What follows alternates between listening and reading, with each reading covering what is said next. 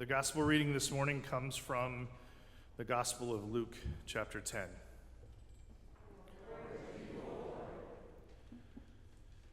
After this, the Lord appointed 70 others and sent them on ahead of him in pairs to every town and place where he himself intended to go. He said to them, "The harvest is plentiful, but the laborers are few. Therefore, ask the Lord of the harvest to send out laborers into his harvest. Go on your way. See, I am sending you out like lambs into the midst of wolves. Carry no purse, no bag, no sandals, and greet no one on the road. Whatever house you enter first, say, 'Peace to this house.' And if anyone is there who shares in peace, your peace will rest upon that person. But if not, it will return to you. Remain in the same house, eating and drinking whatever they provide, for the laborer deserves to be paid. Do not move about from house to house.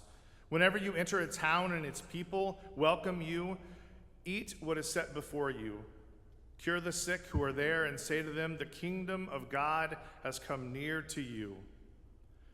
But whenever you enter a town and they do not welcome you, go out into the streets and say, 'Even the dust of your town that clings to our feet, we wipe it off in protest against you. Yet this, the kingdom of God, has come near. Whoever listens to you listens to me, and whoever rejects you rejects me, and whoever rejects me rejects the one who sent me.' The 70 returned with joy, saying, 'Lord, in your name even the demons submit to us.' He said to them, 'I watched Satan fall from the heaven like a flash of lightning. See, I have given you authority to tread on snakes and scorpions and over all the power of the enemy, and nothing will hurt you. Nevertheless, do not rejoice at this, that the spirits submit to you, but rejoice that your names are written in heaven.'" The gospel of the Lord. Praise you, Lord.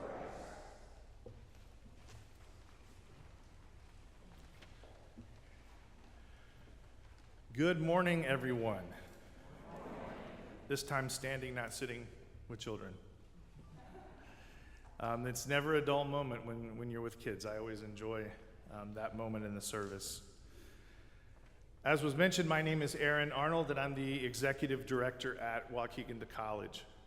And we are so grateful for the faithful and generous partnership that we have with you here at St. James. Thank you for your support of our extraordinary students as a church, and for the many individuals who give, bake, sew, and encourage. Last weekend, 36 Waukegan High School seniors received a beautiful quilt and so many wonderful items that will help set them up for success and comfort as they begin their college career this fall. So thank you very much to all of you who participated in that. I was going to bring pictures, and then I ran out of time. So if you, I'm sure Elaine or Shelly, outside? Okay, wonderful. Yeah, take some time to check those out. Some absolutely beautiful quilts and wonderful time that we had together. This morning, I would like to share a few thoughts from the reading that comes from Galatians chapter 6, where Paul urges his readers to bear one another's burdens and do good to everyone. What I just described and how you are supporting Waukegan College and our students is a great example of that. You get it. So maybe we should just wrap up and go home right now. Just kidding. Because there are a few other important parts of this passage that I believe are really uncannily relevant for us today. This morning, I would like to encourage you to stay the course. I believe that what we as people of faith have to offer is more essential than ever before. We live in a society that is more concerned about being right than doing the right thing. Bearer bonds rather than bearing one another's burdens. And the result that we see is dehumanization, segregation, and suffering.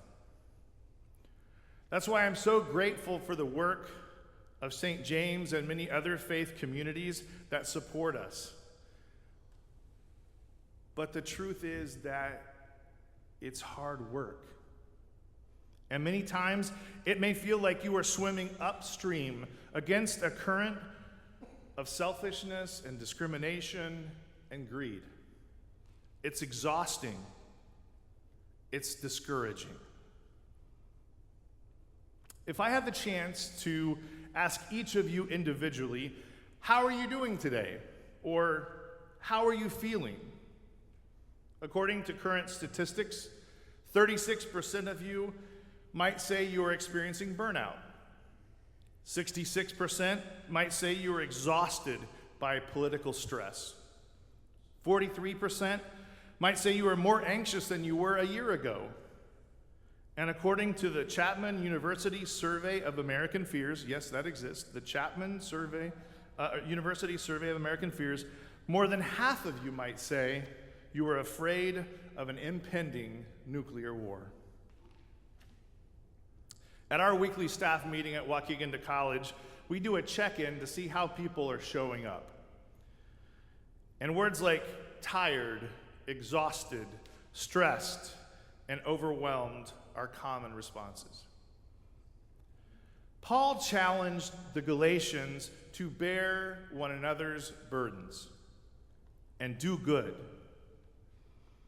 Our team at Waukegan College is trying to carry that out with our students, our families, and the community at large. But as I said before, it's hard work. And it seems like these days it keeps getting more difficult and more resource intensive. So what do? How do we stay the course? Well, Paul offered 3 suggestions that I want to pass on this morning and highlight. First, do not grow weary of doing good. A lot is going on that can make us weary, but when we focus on what really matters, on our end goal, anything is possible. Olympic runner and Boston Marathon winner Meg Keflezighi, sorry, it's a hard name to pronounce, shared some insight about his success in long-distance running. He said, "The body does not want to run a marathon." I totally understand that part. The body does not want to run a marathon. The mind does. You have to convince the body that it is not tired and that it can keep going. A colleague of mine who trains Olympic athletes would say the same, that it's about emotional intelligence, focus, and understanding the cues our body gives us, and whether they are real or perceived.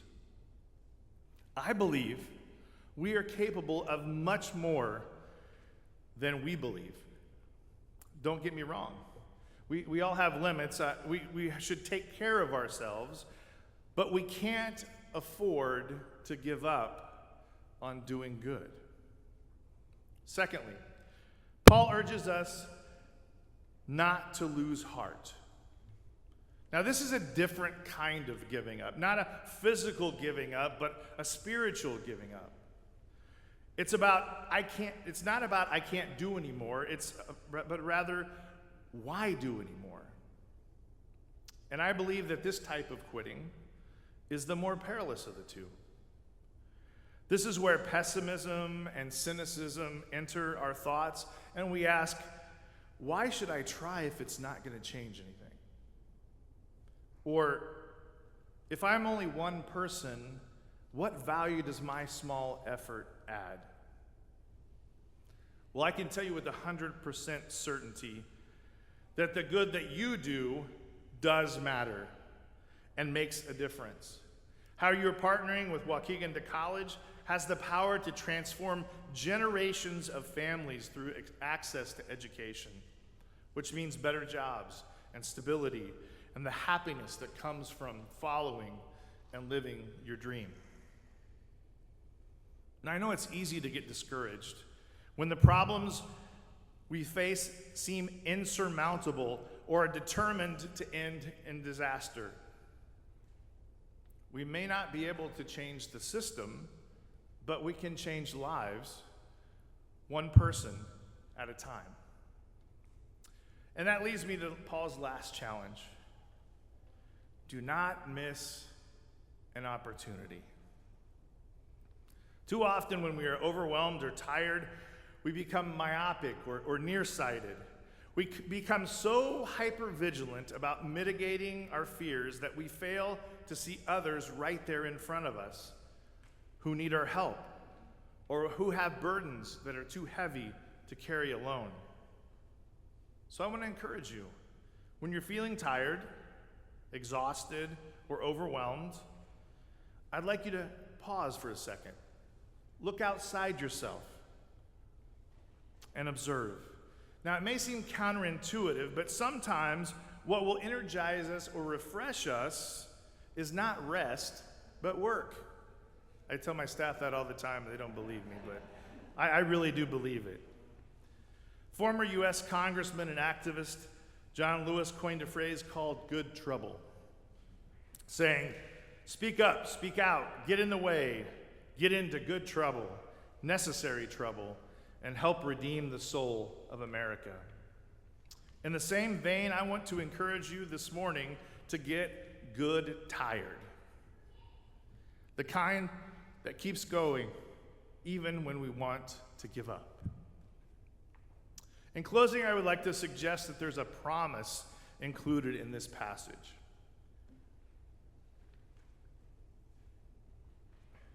Paul describes a type of Christian karma. You will reap what you sow. Or in the New Living Translation, it says, you will always harvest what you plant.